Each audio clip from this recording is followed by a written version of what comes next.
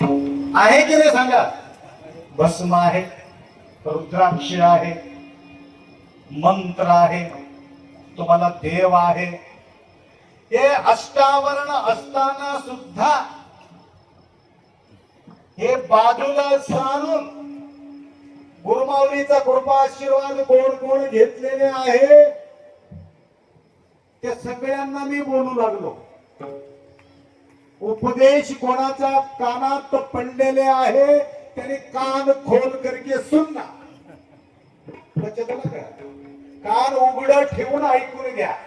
आजपासून या गंगाधरांच्या साक्षीने, गंगाधर जवळ आहे तिथं, हे गंगाधर हे बी आहे साक्षीने, तर तुम्हाला आजपासून ते निष्ठा बाळगायचा आहे. कट्टीदा लिंगव बिट्टू ಬೆಟ್ಟದ ಲಿಂಗಕ್ಕೆ ಹೋಗಿ ಹೊಟ್ಟಿ ಅಡಿಯಾಗಿ ಬೀಳೋರ ಹೊಟ್ಟಿ ಮೂರರ ಕಂಡರೆ. तुम्हाला गुरु असताना गुरुसाठी भटकायचं कशाला?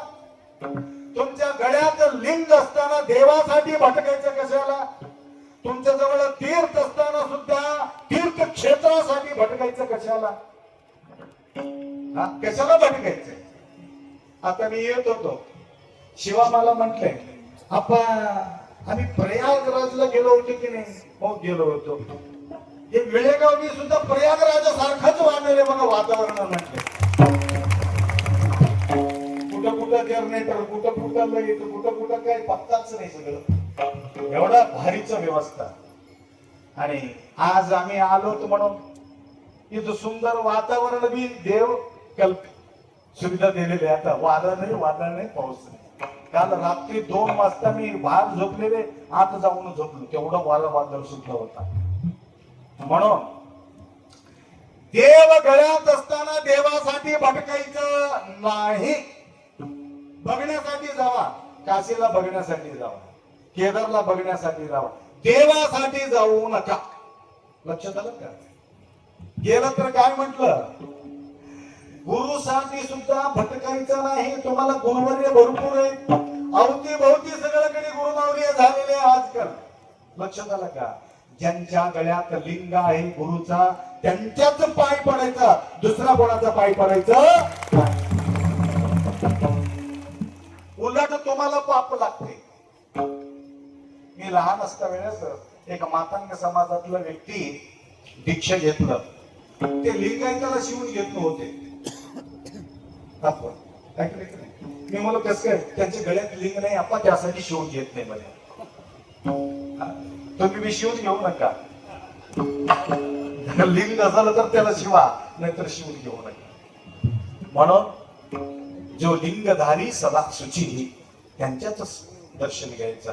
आणि जेवढे या काय म्हणतात, याला सोडून, या लिंगाला सोडून बाजूला ठेवून आणि कुठंतरी पुरलेल्या लिंगाला जाऊन आडवा पडत असेल, साष्टांग दंडवत टाकत असेल. लक्षात आलं का? लिंगधारी नसलेले व्यक्तीचा पाय पडत, आई असलं तरी सुद्धा त्याच्या पायी पडू नका. लिंग नसेल तर तुम्हाला सांगतो, आज आईच्या गळ्यात लिंग बांधूनच ते आईचा पायी पडा. मग या लोकांना अक्कल येईल, आई लोकांना सुद्धा. म्हणून हे संस्कार निर्माण होणं जरुरी आहे. आप्पा एवढा मरमर करून आयुष्यभर आपल्या समाजासाठी भटकून हिंडून एक दिवस विश्रांती न घेता एवढं तळमळ करून तुम्हाला मार्गदर्शन त्यांनी केलेले आहे. म्हणून ते म्हणतात, हे सोडून तिकडे जाऊन आडवा पडत असेल. काय म्हटले माहितीये का? मी म्हटलं नाही माया ऐका इथं, मी हे बोलत नाही, अंबिगर चौडय्या बोलतो. काय म्हणतो? डाव्या पायातील चप्पल घेऊन. कोणती? डाव्या पायातील. मी म्हटलं डाव्या पायातलं कसं काय? ते मजबूत राहते थोडं.